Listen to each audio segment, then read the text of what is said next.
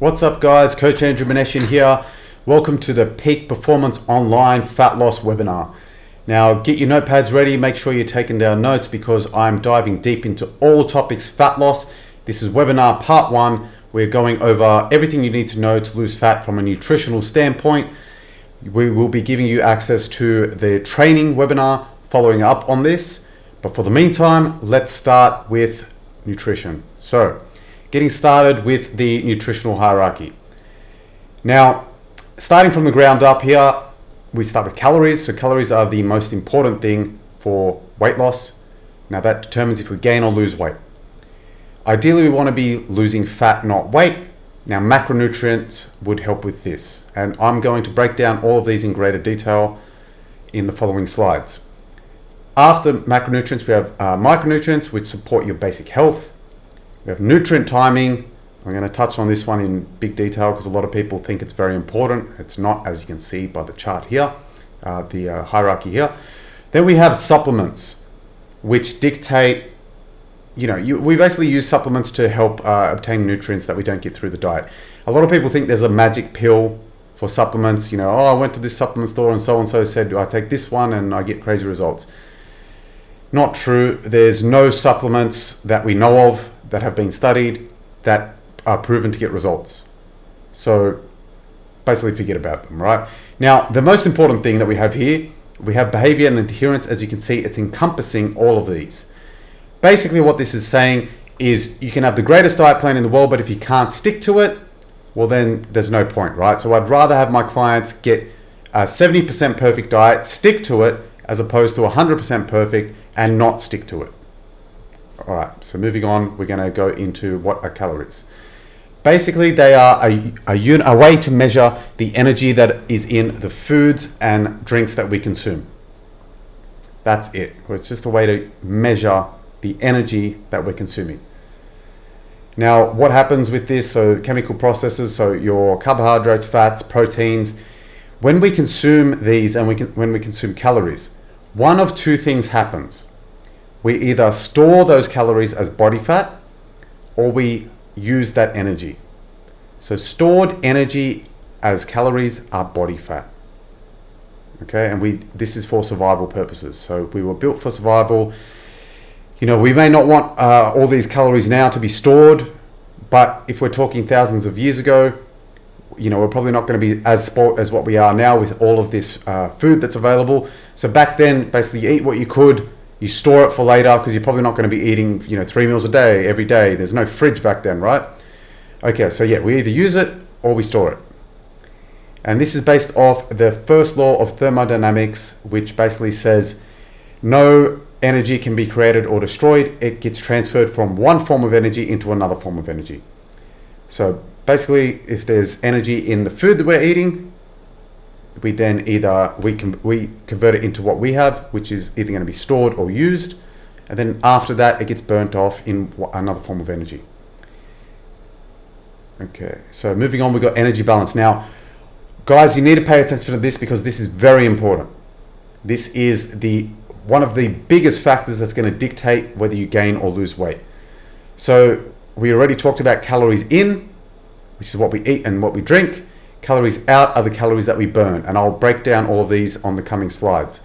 Now, basically, if we intake the same amount of calories as we burn, we maintain our weight. So for example, if we intake 2,000 calories and we burn 2,000 calories, then our weight stays the same. If we intake more calories, as you can see by this bigger square, then the calories that we burn, we gain weight. We don't want this for fat loss. So for example, if we ate 2,500 calories, but we only burnt 2,000 calories, that means we're going to store those extra calories. If we get it right, we get some muscle. If not, we store fat. Now, this is the last one that we're aiming for. Calories in is lower than calories out. In this example, we intake 2,000 calories and we burn 2,500 calories.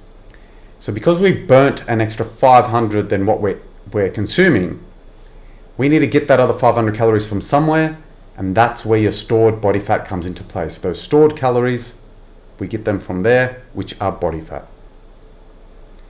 Okay, so breaking down the components of energy output, so the calories that we burn. What we call that is total daily energy expenditure. How much energy we expend throughout the day, or TDEE for short. So what makes up our TDEE? As we can see on this chart here, we've got our BMR, or our basal metabolic rate, which is the amount of calories that our body uses if we weren't to move or do anything. So just the amount that's essential for survival, for essential processes such as our heartbeat, blood flow, breathing, etc. The way they measure this is if you get someone to lie down on the floor and not move at all, that's the amount of calories they're burning. If they do any movement, such as waving my hand, moving my head, moving my eyes, etc., that all makes up to be NEAT levels. Now what NEAT is non-exercise activity thermogenesis. So any movement that is not exercise. Exercise activity thermogenesis is just exercise, so your weight training, running, etc. And then the thermic effect of feeding, which is pretty much the amount of calories that your body burns to digest food. Yes, you heard me right. Digesting food burns calories. But don't get carried away and think, oh, I just have to eat to burn calories. It's not that simple. Okay, so we already went over this. So your BMR is your basal metabolic rate. Normally makes up for about 60 to 70% of TDEE for most people. Then we have non-exercise activity thermogenesis. So some examples: fidgeting, walking, playing with the dog, etc. For most people, it's 30%, but it can be a lot higher depending on what you do for work. So some jobs are more active than others, and you'll burn a lot more calories in some than you will others. And exercise, yeah, so if you do cardio, high intensity cardio versus weights, you're most likely going to burn more calories doing the high intensity cardio. Yeah, weights doesn't burn as much as what a lot of people think it does. Still not saying don't do weights, just doesn't burn as much as what you think. So for most people in the TDEE, it's about 10 to 15% of their calorie expenditure. And then last, we got thermic effect of food. Only accounts for about 5 to 10%, but out of all the macronutrients, protein burns the most amount of calories to digest. So if you're dieting, the preferable thing to eat extra if you're craving something is to have protein. Same thing as if you're eating out, and let's say you're at some social event. Ideally, you have the protein there because it burns more calories to digest. And not just that, fun fact, the amount of calories you're actually burning when you digest protein. So protein has 4 calories per gram of protein. It burns about 1.2 calories per gram of protein to digest. So the net you're left with is about 2.8. Don't calculate it this way. That's just a fun fact for you to understand on how all this works. So yes, wait, hold up. Exercise only burns 10 to 15%. Yes, it doesn't burn as much as what you think. As we said, NEAT on average is about 30%. So NEAT is burning more than exercise. And let's think about this logically. Most people are awake for about 16 hours of the day. They're asleep for 8. We exercise for 1. That leaves us with 15 other hours of the day for potential movement and potential calories burnt. Where has more potential to burn calories? 15 hours or 1 hour? Yes, you may go hard for 1 hour, but there's 15 hours where you could just be moving a little bit here and there. Those calories add up at the end of the day. It might not seem like much, but remember, we're comparing 15 hours worth of that movement compared to 1 hour of a lot of movement. Okay, so a couple fun facts here. So exercise can stimulate hunger. In general, if you are doing high intensity exercise, it can suppress your hunger. If you're doing low intensity exercise, it can stimulate your hunger. Everyone's different. This is just a general rule for people to understand. Now, people tend to eat more because they've exercised. This is, a lot of people think, oh, I trained hard. I'll give myself a reward. I'm going to have something, a cheat meal. You need to be aware of the calorie intake. If you are aware and you're tracking and you have a treat, that's fine. If you're not aware and you just think, oh, I'm just going to have something, you're probably just going to end up back at square one. Basically because you're eating too many calories, you're not in a calorie deficit. So I'll give you an example. Let's talk about Krispy Kreme donuts. They got about, they're awesome. I'm sure you're all going to say that. So they're awesome. They taste great. Your average original glaze, I think it's 200 calories from memory. And most people don't just have one. Let's just say they have 3. So that's 600 calories. Another thing that a lot of people don't realize is how many calories you burn in a workout. It's not as much as what people think. Now, I've competed at a very high level. I know I train hard. My current weight, so I'm 86 kilos and I'm 6 foot tall. I burn on a hard session, on a leg day, I burn 600 calories. On an upper body, I'm about 500 calories. Your average person isn't training as hard as me, and they're not as big as me. So your average person's burning, and maybe if they're lucky, 300 calories. So if you've had 3 donuts, you need to spend 2 hours to work off those extra calories. So again, not to say you can't have donuts, you just need to be aware, strategize appropriately, and then you can have your donut. But you shouldn't be training to go get a reward of a donut. You're just going to end up back at square one. And the last thing is exercise can make you lazy.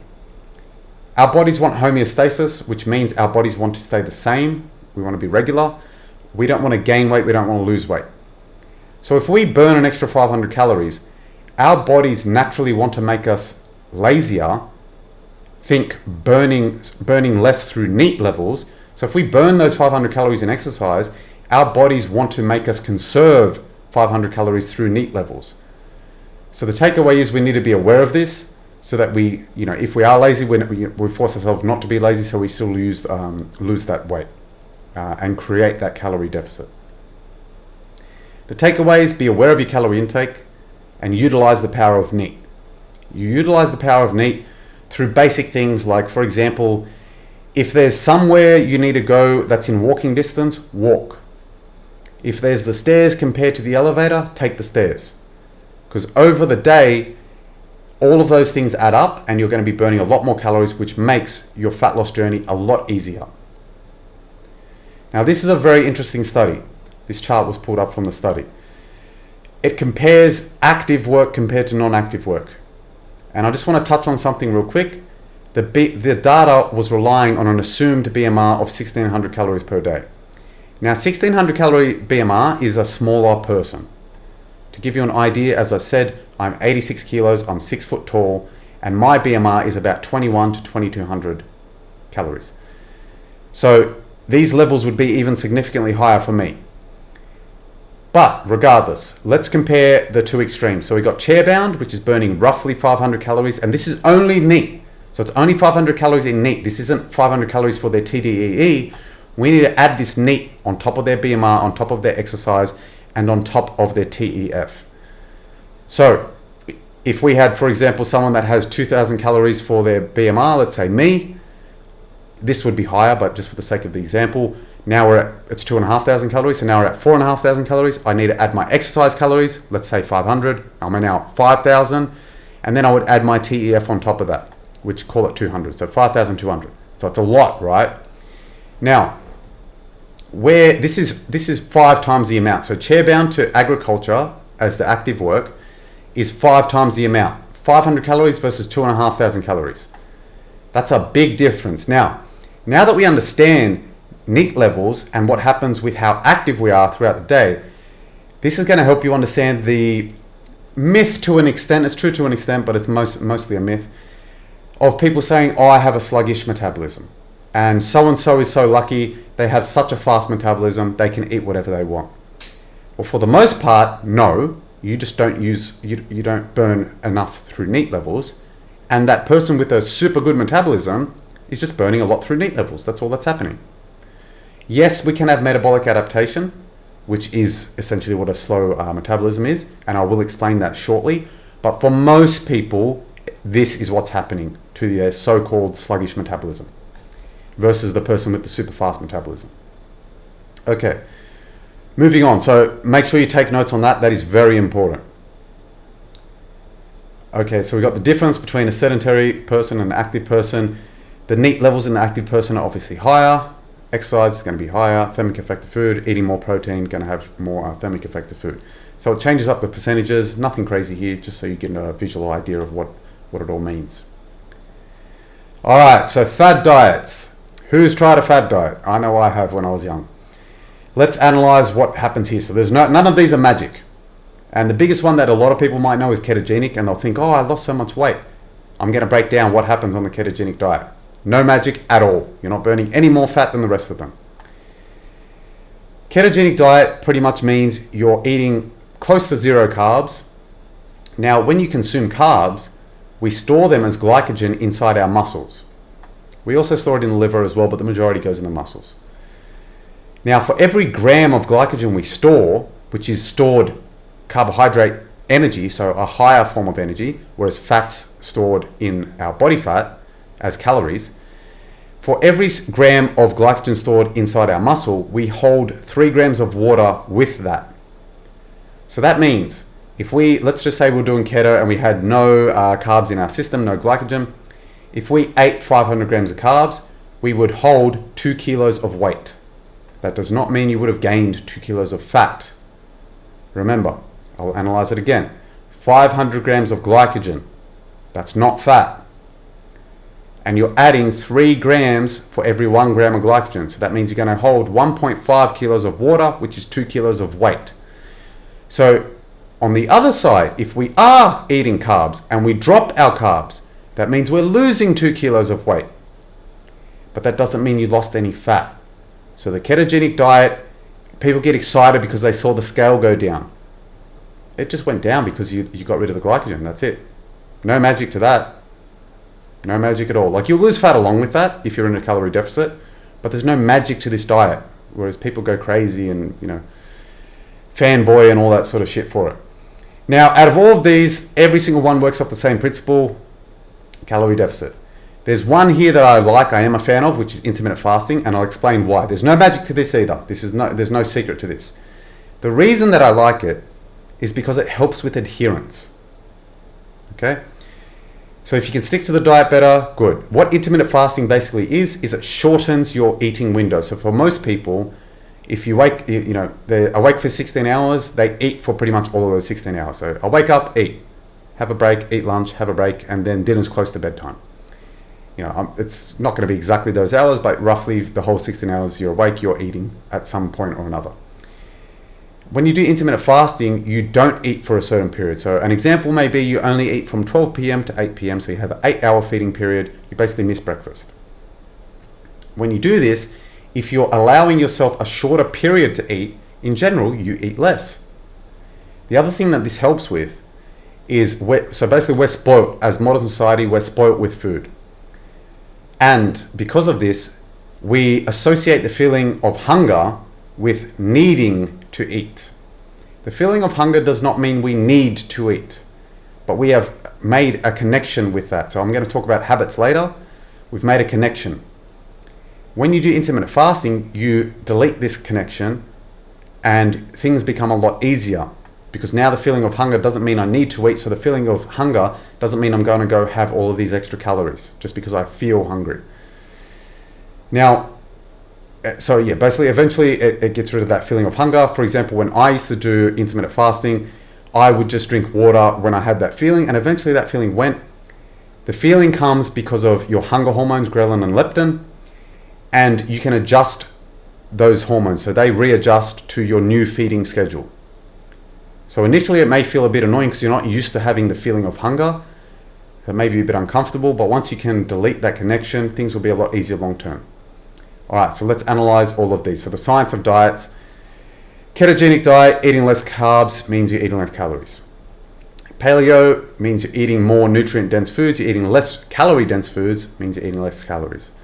Low fat, less fats, less calories, etc. So I hope you get the point there. So caveman, you're pretty much only eating protein, which has a high thermic effect of food, which means you're eating less fats and less carbs, which means you're eating less calories. And same for all of them. They all work off this. Weight Watchers, you track points based on caloric value, which means you're limiting calories.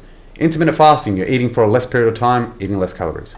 Calorie counting, restricting calorie intake, eating less calories.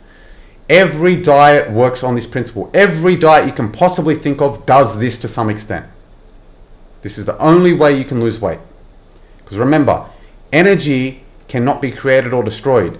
If you're doing some specific protocol, that energy is still there, it still applies.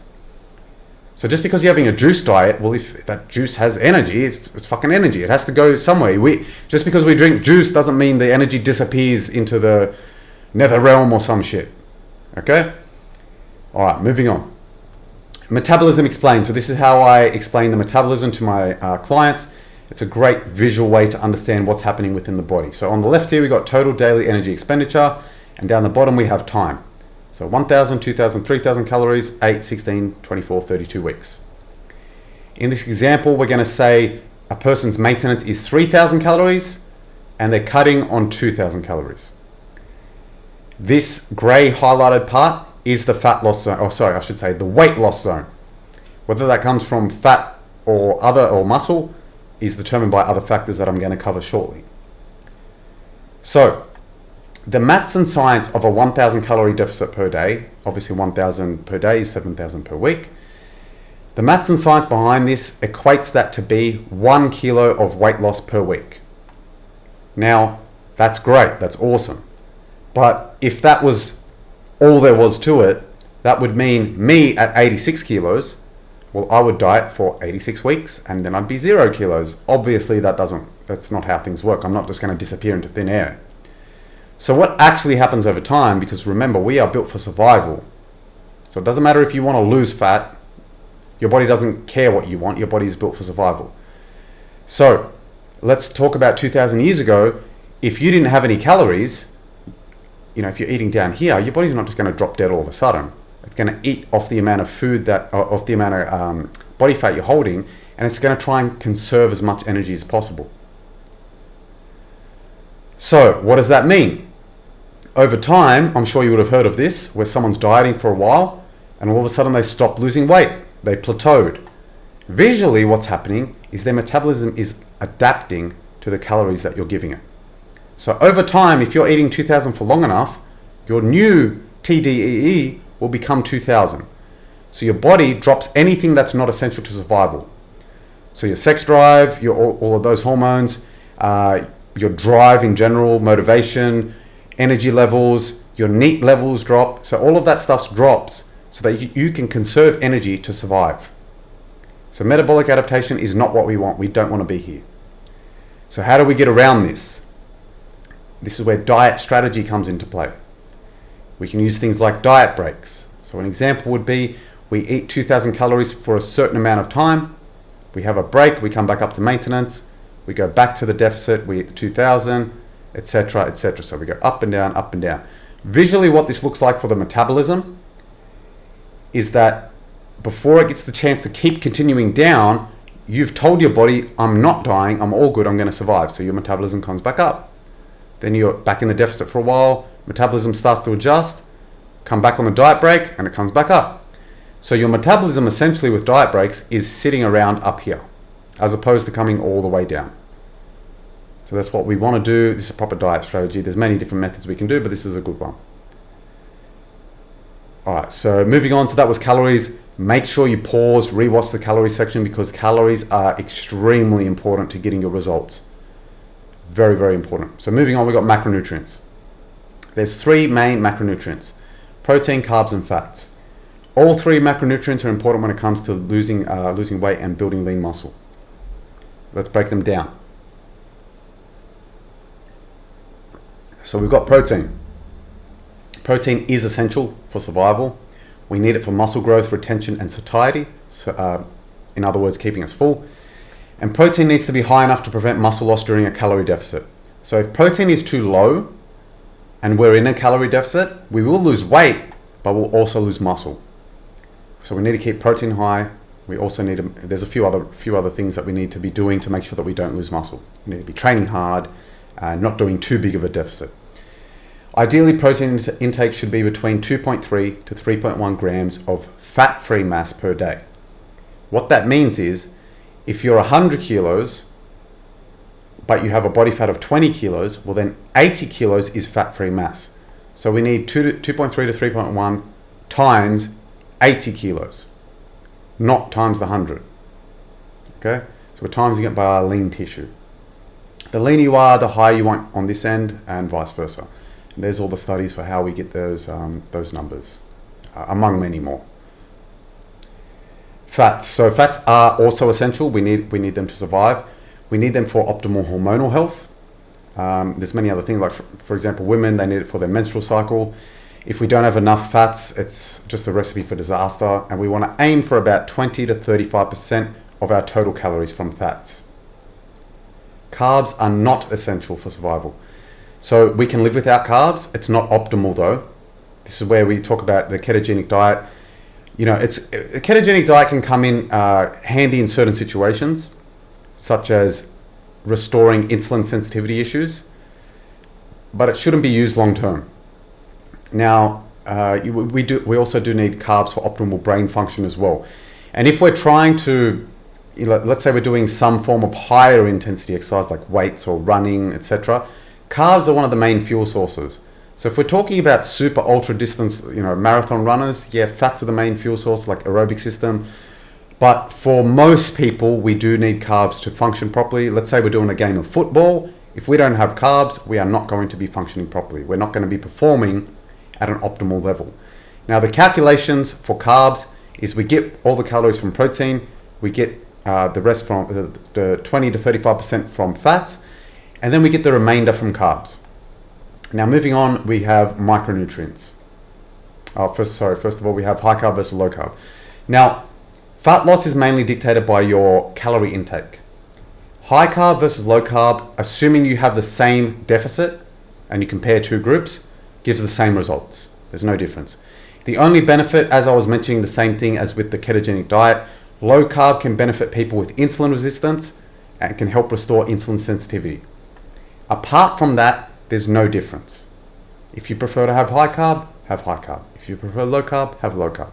As long as you're making sure that you've met your protein requirements, you've met your fat requirements, then you can be a little bit flexible and do whatever you like for personal preference. So micronutrients, vitamins and minerals that we need to function optimally. Thousands of processes in the body need vitamins and minerals. When we're dieting, we have less calories, so less food coming in, which means less potential micronutrients. So we need to be cautious with how we're dieting. Ideally, we're having as much nutrient-dense foods as possible. It can have detrimental side effects on the body if we're not getting the right amounts. For example, magnesium. Magnesium alone is responsible for over 500 different processes in the body. So if we're deficient in magnesium, there you go. Look how many things can go wrong. And most people are deficient in magnesium. They're also deficient in zinc. Okay, fiber. The most important role of fiber is to keep the digestive system healthy. It also helps satiety, so keeping you full, helps with blood sugar management, lipids, bowel movement, regularity, and a bunch of other things as well. So basically the takeaway, so listen to your mum's advice, eat your fruits and vegetables, do your mum proud. Now we have nutrient timing. So this is what I was mentioning earlier. It's not as important as what a lot of people think it is. It does not increase your metabolism if you have more meals a day. That's a myth, and that myth needs to die because it's doing people more harm than good. The reason that it's doing people more harm than good is it messes up with adherence. So if you're trying to eat 8 meals a day, think about how hard that is to stick to. You're a busy guy, and then you got to try and have 8 meals a day. It's a recipe for disaster because you're just going to say, oh, this is how I have to lose weight. I can't do it anymore. I throw in the towel. Dieting's not for me. I'm destined to be out of shape. Bullshit. You don't need to do 8 meals a day. It's a myth.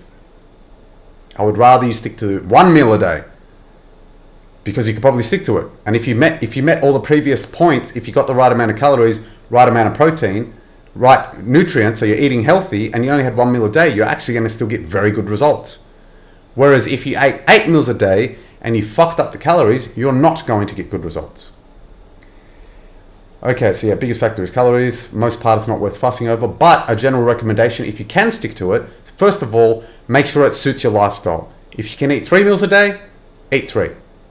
Don't worry about 8. 8's bullshit. A good general guideline is 3 to 4 meals a day, separated by about 4 to 5 hours. The reason for this is this timing is optimal for protein distribution and protein synthesis, which basically means it's an optimal spread for you to gain muscle and hold on to muscle.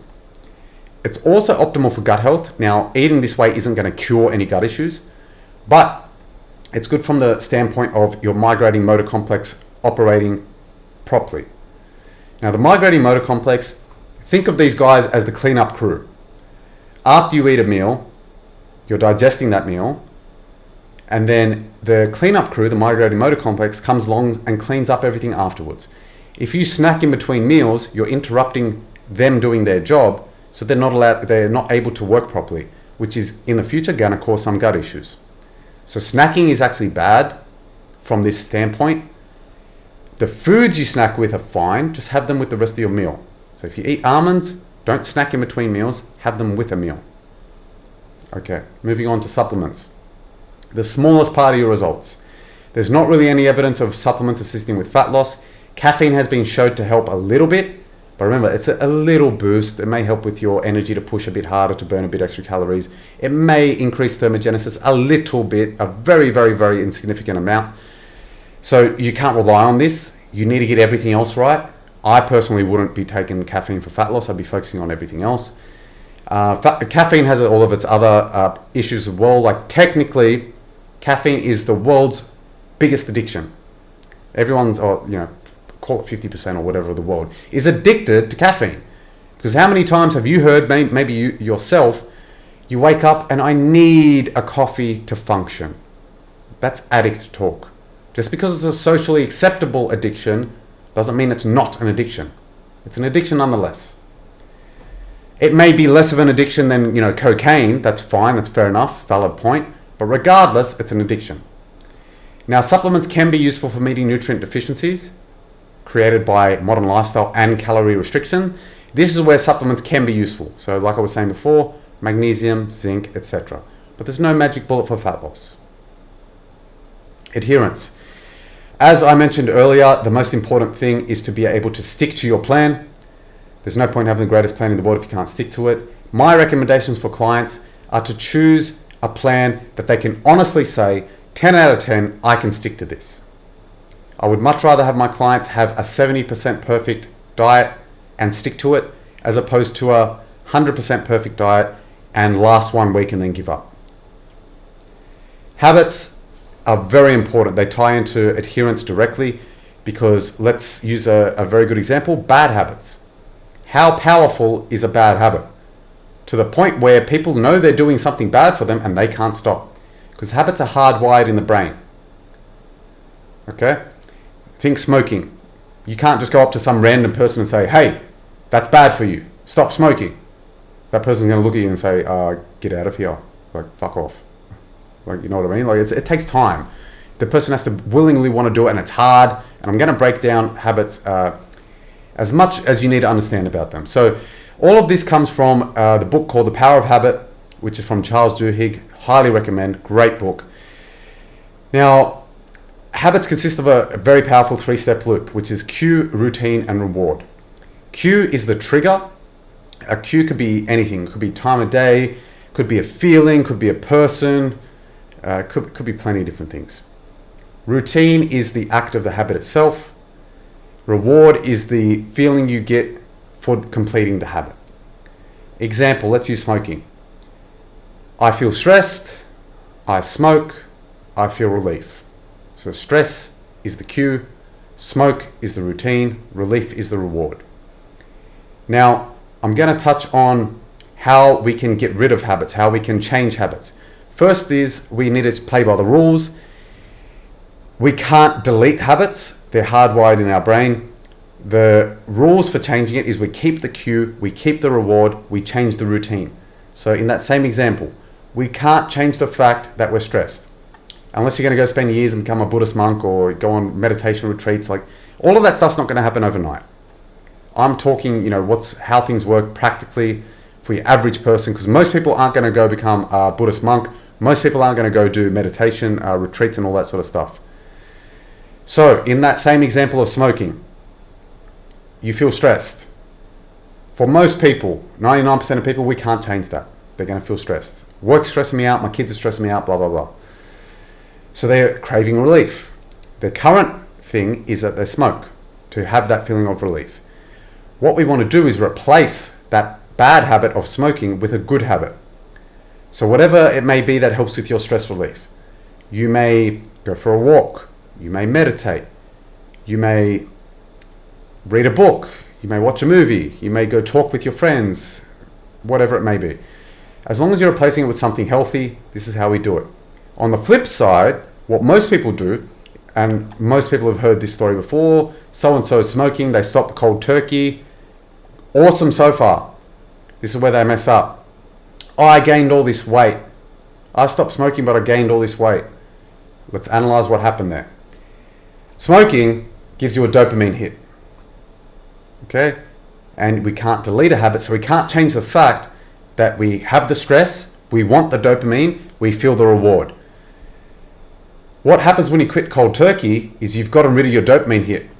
Your body is searching for another outlet to get dopamine. So your body has craving for dopamine. Food provides you with dopamine. So what most people do is they replace one dopamine hit with another dopamine hit because they're not aware of it. I'm not saying food's bad, but if you're gaining a bunch of body fat, it's not good for you, right? And most people don't want that extra body fat anyway. So what we want to do is be aware of this, be aware of the options that we have, and then replace those bad habits with good habits. Moving on. A visual example of what I was saying. So this person here is stressed, that's the cue.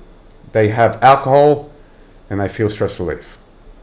Ideally, we don't want to be we don't want to be having alcohol as the routine. So what we could do as a replacement is I feel stressed, I talk it out with my mates, I get it off my chest, I feel better. And again, we can replace this with anything that is healthy, that also achieves the goal that we're after. So ideally, first of all, for a practical tip, we need to be aware of the cue. So we need to be aware of what's triggering our habit. Once we're aware of it, we can strategize what we can do to prevent us from doing the bad habit. Excuse me.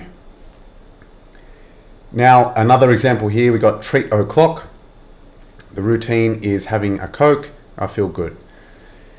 We can replace that with treat o'clock and then having a Diet Coke, and I feel good. Eventually, we would replace it with even better habits. It might just be a water, might be going for a walk, etc. But you need to start somewhere. You can't jump in the deep end and go from super bad habits to the most perfect person in the world. That's a recipe for disaster because it requires a lot of willpower. Okay, so a few tips. Make sure the diet fits your preferences. So choose the foods you enjoy. You don't want to hate your diet. But make sure the majority of your diet is consisting of unprocessed foods. They're going to help keep you fuller for longer, plus provide you with the nutrients you need while you're dieting. Be realistic with your expectations. Now, a lot of people want weight loss quick, which can be done to a point, but we need to take care of other things as well. So ideally, we're aiming for 0.5% to 1% of body loss per week. So if you're 100 kilos, you can lose anywhere from 0.5 to 1 kilo per week. Any more than this is detrimental to your metabolism and you can start losing muscle mass. So as we said before on the metabolic adaptation slide, if you lose weight too fast, you're going to achieve metabolic adaptation even faster as well. We don't want that. That's a bad thing. The exception is if you're very overweight, you have a lot of body fat, you can lose up to 1.5% per week. But that's only while you have the high amount of body fat. When you start leaning up, you got to drop down. Now, I know a lot of people want weight loss and they want it fast, but what's better? Losing 5 kilos in 2 weeks and then you just go back to where you were because you can't sustain that, or losing 10 kilos in 15 weeks and you keep it off? I think you guys know the answer. It may not be the answer that you want to hear, but it's the answer that you need to hear. Set your environment up for success. So, real simple, when you're dieting, especially if you're a beginner, it's hard. You don't want things that you're going to fall into and mess up your diet around your house. So if you have a craving for chocolate or ice cream, get it out of your house. Because think about it. Oh, I'm having a weak moment, I'm craving so-and-so food. So-and-so food is right there. The ice cream is right there. You know how much willpower it takes not to go eat that ice cream? Whereas if that ice cream is not in your food, if the ice cream is not in your house, then you don't have to use willpower to prevent yourself from eating that ice cream. Plus, it's a lot of extra effort to go down to the supermarket to get that ice cream. We're making it difficult. Ideally, we want you messing up your diet to be difficult. We don't want to make messing up easy. We want to make that hard. We want to make your ability to succeed easy. Track your progress. So this is a big one as well. If you don't see your progress, it's easy to lose motivation because you think, oh, nothing's happening, nothing's working, I'm not going anywhere, what's the point? It's not working. If you see yourself in the mirror every day, you don't see those small changes happening. So ideally we track our weight, we track our measurements, and we take photos to see changes over time. Even if the changes are small progress is progress. Okay? So we do need to keep track of that to keep us motivated to know that it's working so that we can continue to get results. Identify your hunger window. If you're not hungry in the morning and you're normally hungry in the arvo, skip breakfast. Remember intermittent fasting. Eat for a shorter period, you eat less calories. Now, a lot of people think we need breakfast. We don't. There's been studies on intermittent fasting and there's no detrimental side effects to it. So we don't need breakfast. Think about 2,000-3,000 years ago. Do you think our ancestors had food in a fridge? What fridge? Right? They didn't just wake up and there's food waiting for them. Barring off kings and wealthy people. Or let's say before there was civilization, cavemen and all that, blah, blah, blah. There's no civilization, there's no freaking butchers. The people went out, they hunted for food. So you think about, all right, let's analyze this real quick. I wake up, there's no technology, nothing, right? Barely any society, caveman, blah, blah, blah. Wake up, I've got to go hunt for food, which takes time. I probably have to, go for at least half an hour walk to find these animals. I've got to hunt the animal, then I've got to get the animal, take it all the way back, cut up the animal, etc., etc., etc. That all takes time. Let's call that whole process 4 hours. Well, that was 4 hours of not eating after waking up. Okay, so we're very capable of functioning without breakfast. Moving on. Talking too much. I need some water. Or tea, I should say. Okay, sleep. Optimal sleep helps with many hormones in the body for fat loss, and in particular we're focused on ghrelin and leptin. If we don't get optimal sleep, it affects these hormones and can make us more hungry than what we should be. So if our sleep is messed up, it messes up ghrelin and leptin, our feelings of hunger are increased. We don't want that during a diet phase. Okay, so pretty much we need to take care of our sleep. It also affects other things in the body like glucose, glycogen, growth hormone, testosterone, cortisol, IGF-1. All of these are optimal for muscle retention and overall well-being. Not only that, if we don't get enough sleep and all of these things drop, it messes with our ability to hold on to muscle. With lack of sleep, we get increased cortisol, which is the stress hormone. There's nothing wrong with cortisol, but time and place, and we need the right amount of it. We don't need too much. Too much stress is a recipe for disaster when it comes to fat loss. So ideally, we're using a moderate calorie deficit, only 15 to 25%. We don't want to go too hard too soon, because if we do, we're more likely to not stick to the diet. It will mess with adherence, mess up our diet, and then we lose track of everything and then we give up. So ideally, only a small deficit for beginners to intermediate. If you're more advanced, you can go harder quicker because you know what to do, you're ready for it, you understand everything. Ideally, we focus on weekly calories, which means, and the reason I say this is because this happens with a lot of people. They mess up one day. I got Monday right, I got Tuesday right, I fucked up Wednesday. Oh, fuck it, I'll start next Monday. Shit excuse. Horrible excuse. Bullshit. Let's just say our calories for the deficit were 2,000. So we have 2,000 calories Monday, 2,000 calories Tuesday, and then Wednesday we go over, we eat 3,000. That's 1,000 calories over, and we think, oh, we messed up, there's no point. What we should do is those extra 1,000 calories, we should lower them over the upcoming days. So for example, Thursday, Friday, we go 1,500 calories. Now our average over the week will be back to 2,000 calories. That's what we want to try and do. It doesn't have to be exactly like that, but we need to look at our weekly calories, not daily. So weight fluctuation. So first of all, you don't want to lose weight, you want to lose fat. The difference is there's fat-free mass, which is muscle, bones, organs, water, etc., and fat mass, which is fat. Weight is both of these put together. Now, weight fluctuations are totally normal, and there's multiple factors that cause this. And we'll break those down right now. So as I mentioned before, carbohydrate intake will make you store more weight. Water retention is weight retention, it's not fat. There's sodium balance, menstrual cycle, stress levels, sleep, timing your last meal, time you weighed in, alcohol consumption. Let's break them down. Carb intake, so already been over this. For every gram of carbohydrate comes along with 3 grams of water. If we go high carb, low carb, day to day, it's going to make us change weight. No magic there. You're not messing up fat loss, you're just gaining weight, you're fluctuating weight. Water retention, so diet is a form of stress on the body. The longer you diet, the more stress. When stress is elevated for a long period of time, cortisol increases, and as a result, people start retaining water. Solution, chill out, stress relief activities. A visual example here of what happens.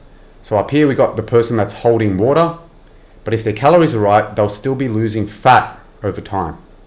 So just because your weight hasn't changed doesn't necessarily mean you're not losing fat. This is why we need to track progress in all different ways. Take photos, take measurements, and take your weight, not just one. So sodium balance is another thing. So sodium is regulated by our kidneys.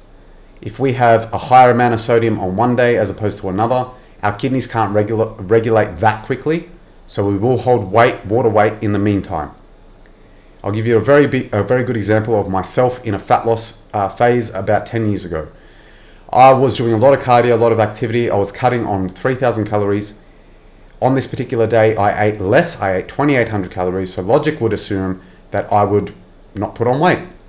But I was eating a very low amount of sodium because at the time I thought sodium was bad. I was having less than 1,000 milligrams of sodium. On this particular day, I ate Thai food and my sodium intake was about 5,000, so that's a big fluctuation. Woke up the next day, I put on 3 kilos. I was freaking out at the time until I figured all this out. And most people would freak out too. They'll be like, what is going on? I just gained 3 kilos. Remember, that 4,000 milligram of sodium difference is what made me hold on to the water. So I didn't gain any fat, I'm just holding on to water. Okay? There's nothing wrong with 5,000 milligrams of sodium, it's the fluctuation that made me hold the water. I actually recommend a higher amount of sodium, and one of the reasons is, if I'm having 5,000 milligrams of sodium per day and I am going out to eat with my mates, well then I go eat with my mates. Most of the time when you eat out, it's high sodium. So all of a sudden I have high sodium, my body's already used to it, it's all good. Plus sodium is good for you. It's one of your main electrolytes. It's a good thing. Don't let this whole blood pressure thing think, oh, it's super bad, sodium's the devil. No, like people that have blood pressure issues are unhealthy. So, like sodium may exacerbate it, but it didn't cause it. Okay, so sodium's not bad. Menstrual cycle for the ladies. So yeah, your monthly cycle will make you hold water due to the change in hormones. It may be annoying, but look, it's part of the process. It's normal. There's nothing wrong with it, except that it's just water. There's nothing wrong with this. It's water. Stress levels, as I mentioned before, increased stress means more water retention, means you see the scale go up. Then we got sleep, means increased stress. So if you have poor sleep, increased stress, increased water retention, scale goes up. Timing your last meal. So if you had your last meal at 8 p.m. compared to 11 p.m., it'll change your weight the next time you weigh in. And next one, so we got the time you weigh in. So if you weigh yourself in the morning and then you weigh yourself at night, you're going to be heavier at night. I'll break this down real quick. Why? Well, you've been eating and drinking all day. Real quick example of this, because most people don't stop to think about it. If I'm 86 kilos right now and I jump on the scale, I'm 86 kilos. And then I have 1 liter of water. So 1 liter of water weighs 1 kilo.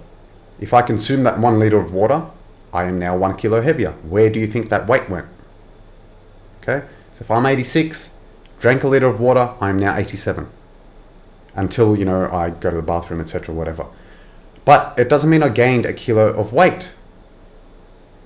A kilo of fat. It means I'm just holding on to some water weight because the water is in my system. Where did you think it went? You don't just drink water and it disappears into, oblivion. It doesn't work like that, right?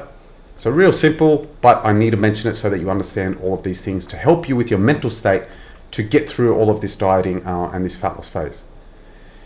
Last, we got alcohol consumption. So alcohol can dehydrate and leave you lighter, but it can also increase hunger. And especially when you've been drinking, your inhibitions are lowered. So what happens with a lot of people, they go out drinking and then they end up eating rubbish. They're like, oh, fuck the diet, I'm just going to enjoy myself tonight. They go out and have McDonald's, have a big greasy kebab, whatever it may be. And all of that makes them hold onto all this extra weight. So not to say you can't enjoy your alcohol, it's to be aware of what's happening.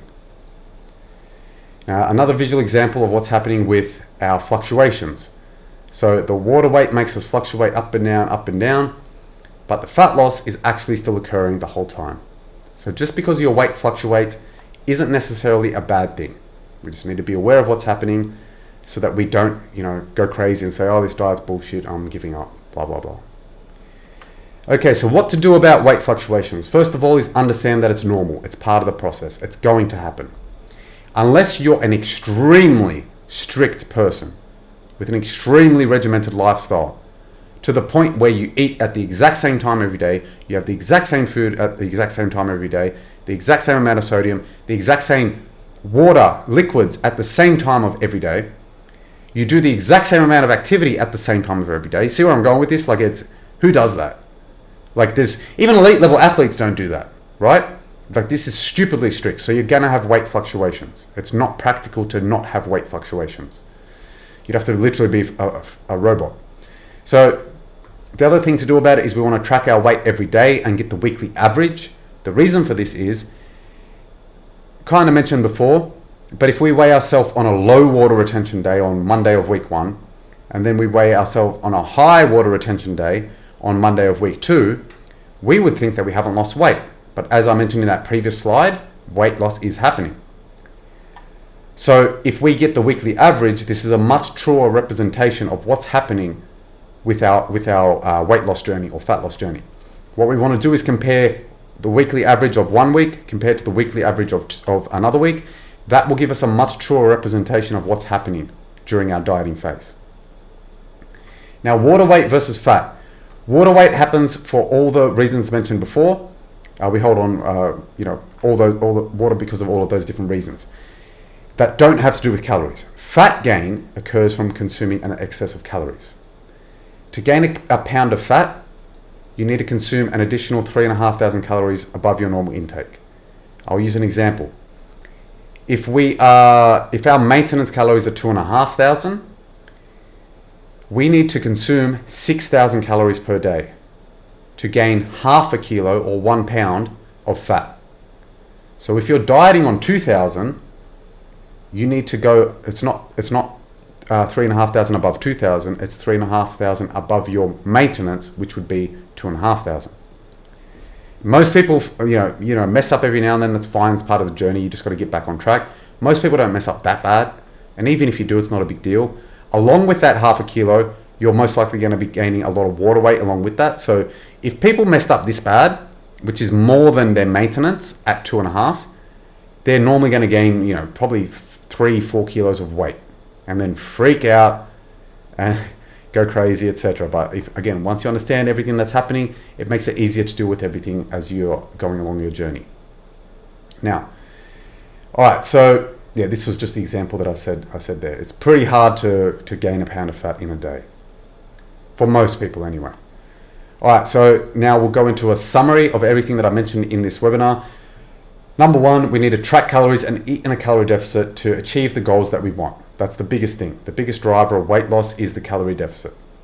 Your protein intake should be between 2.3 to 3.1 grams of fat-free mass per day.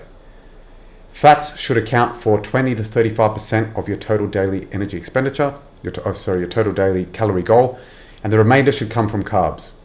The majority of your food should come from unprocessed foods, so they're nutrient dense, going to keep you fuller for longer as well. We want to eat 3 to 4 meals a day, separated by about 4 to 5 hours. For the most part, forget about supplements, just use them to meet nutrient deficiencies. We want to make sure that we can stick to our plan. So make sure the plan is, 10 out of 10, I can stick to this so that you can adhere to it and that you can get results long term.